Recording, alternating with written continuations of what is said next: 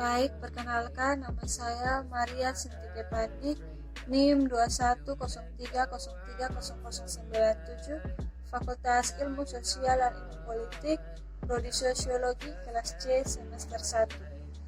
Di sini saya akan mereview kembali buku dasar-dasar politik bab 6 tentang Undang-Undang Dasar. Membahas tentang Undang-Undang Dasar tentunya tidak asing lagi bagi kita. Dalam kehidupan sehari-hari, kita telah terbiasa menerjemahkan istilah dalam bahasa Inggris Constitution menjadi Undang-Undang Dasar atau UUD.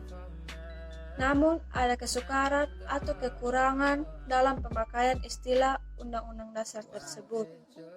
Pastinya, kita secara tidak langsung membayangkan suatu naskah tertulis. Padahal istilah konstitusi bagi banyak sarjana ilmu politik merupakan suatu yang lebih luas, yaitu keseluruhan dari peraturan-peraturan, baik yang tertulis maupun yang tidak, dan yang mengatur secara mengikat cara-cara pemerintah diselenggarakan dalam suatu masyarakat. Dalam Undang-Undang Dasar juga mempunyai sifat dan fungsinya.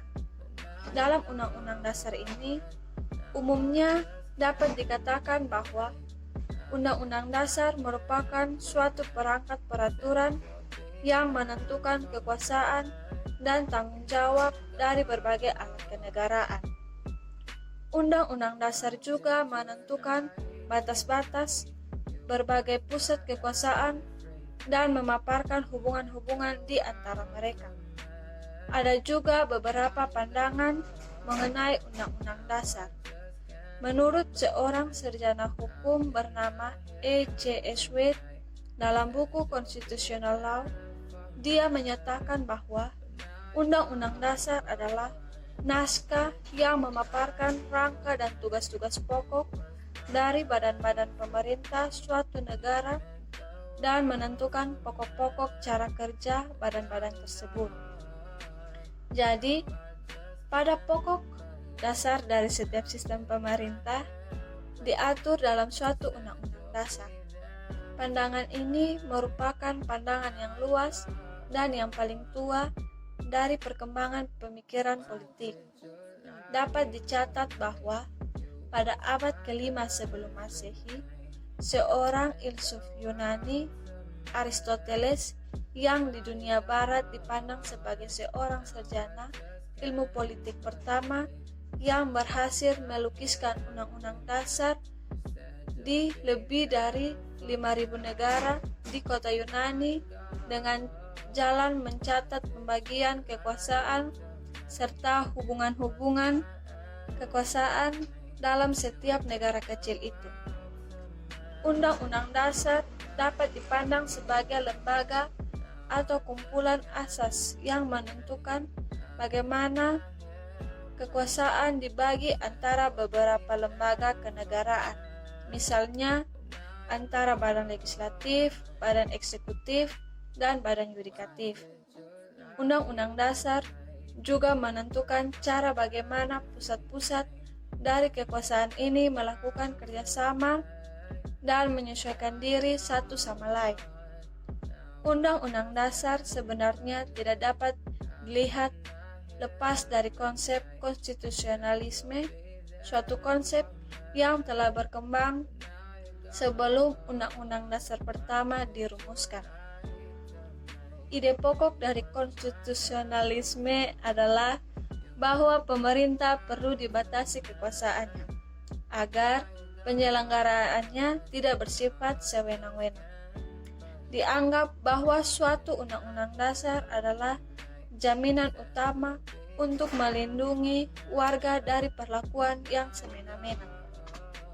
Dengan demikian, timbul konsep the constitutional state, di mana undang-undang dianggap sebagai institusi yang paling efektif untuk melindungi warganya melalui konsep rule of law atau red state.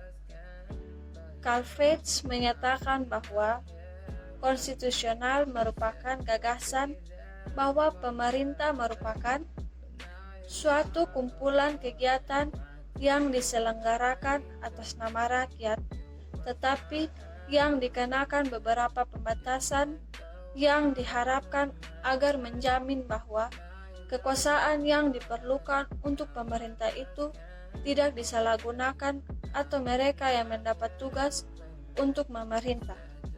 Ada juga pengertian lainnya dari Richard Kay bahwa konstitusionalisme adalah pelaksanaan aturan-aturan hukum dalam hubungan individu dengan pemerintah. Konstitusionalisme menghadirkan situasi yang dapat memupuk rasa aman karena adanya pembatasan terhadap wewenang pemerintah yang telah ditentukan lebih dahulu. Ada juga seorang sarjana hukum, Andre Haywood, mengartikan konstitusionalisme dari dua sudut pandang. Dalam arti sempit, konstitusionalisme adalah penyelenggaraan pemerintah yang dibatasi oleh Undang-Undang Dasar. Dengan kata lain, konstitusionalisme ada apabila lembaga-lembaga pemerintahan dan proses politik dibatasi secara efektif oleh aturan-aturan konstitusionalisme. Sedangkan dalam arti yang lebih luas, konstitusionalisme merupakan perangkat nilai dari aspirasi politik yang mencerminkan adanya keinginan untuk melindungi kebebasan dengan melakukan pengawasan internal maupun eksternal terhadap kekuasaan pemerintah. Jadi, dalam arti ini, konstitusionalisme merupakan bagian penting dari demokrasi konstitusional. Kita perlu menyadari bahwa gagasan konstitusionalisme telah timbul lebih dahulu daripada Undang-Undang Dasar. Paham konstitusionalisme dalam arti bahwa penguasa perlu dibatasi kekuasaannya dan karena itu kekuasaannya harus diperinci secara tegas. Telah timbul pada abad pertengahan di Eropa.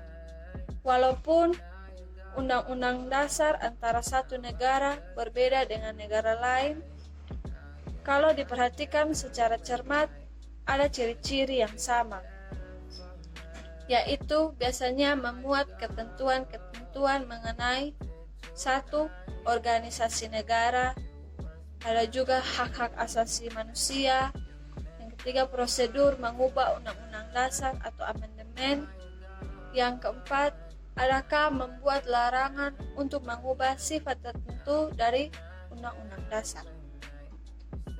Yang kelima merupakan aturan hukum yang tertinggi yang mengikat semua warga negara dan lembaga tanpa terkecuali. Ini sekian dari saya tentang mereview buku Dasar-Dasar Ilmu Politik bab 6 mengenai Undang-Undang Dasar.